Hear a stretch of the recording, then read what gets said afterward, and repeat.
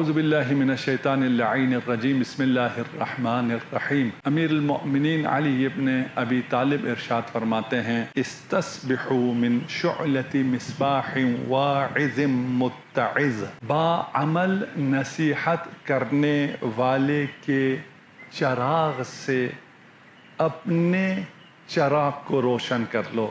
اللہ اکبر، بہت comprehensive message ہے یہ۔ سب سے پہلے تو یہ ہے کہ تمہیں چراغ بننا ہے، تم نے اپنا چراغ جلانا ہے، دیا بننا ہے، روشنی دینی ہے۔ تم ظلمت پھیلانے کے لیے نہیں ہو، تم روشنی پھیلانے کے لیے ہو، تم مصباح ہو۔ کتنا خوبصورت ہے، انسان کو اس کی منزلت اور اس کی قدر، اس کی جائگاہ کی طرف اشارہ کیا جا رہا ہے کہ تم اس دنیا میں مصباح بننے کے لیے آئے ہو، ہدایت کا چراغ بننے کے لیے آئے ہو۔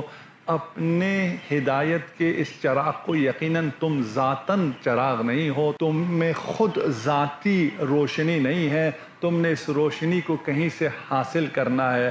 جس طرح چاند خود روشن نہیں ہے، وہ سورج سے اس روشنی کو حاصل کرتا ہے، رات کو چاندنی کی روشنی پھیلاتا ہے۔ آپ سے بھی کہا جا رہا ہے کہ آپ خود مصباح نہیں ہیں، آپ کو اس مصباح سے جسے خدا نے روشن کیا ہے، جو مصباح الہدا ہے، جو سفینۃ النجاہ ہے، اس سے آپ نے ہدایت لینی ہے۔ اپنے آپ کو اس مصباح الہی سے منور کرنا ہے۔ خدا نے قرآن میں رسول خدا کو سراج منیر قرار دیا ہے کہ وہ سراج منیر ہے، وہ چمکتا ہوا سورج ہے، اور اس چمکتے سورج آفتاب رسالت سے جو مصباح بنے ہیں وہ ائمہ ہدایت ہیں۔ اسی لیے امیر المؤمنین نے ارشاد فرمایا، انا مصباح الہدا، میں ہدایت کا چراغ ہوں، اور اگر تم نے کسی چراغ سے روشنی لینی ہے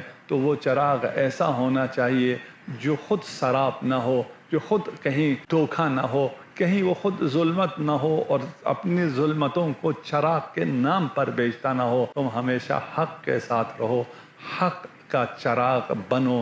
حق کا چراغ اگر بنو گے تو حق علی کے ساتھ ہے، اور یہ ایام علی کے ایام ہیں۔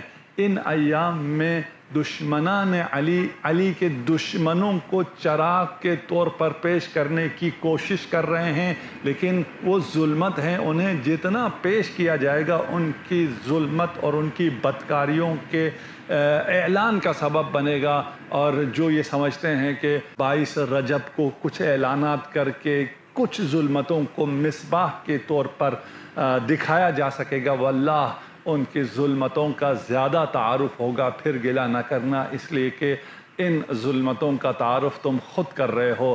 جس ظلمت کو چراغ کے مقابل میں لا رہے ہو وہ ایسا سراج منیر ہے کہ جس کی روشنی کے سامنے حقیقی چراغ بھی، دیا بھی مدھم پڑ جاتا ہے۔ اس کے ہوتے ہوئے ظلمتیں کبھی چراغ کا روپ دار نہیں سکتی ہیں۔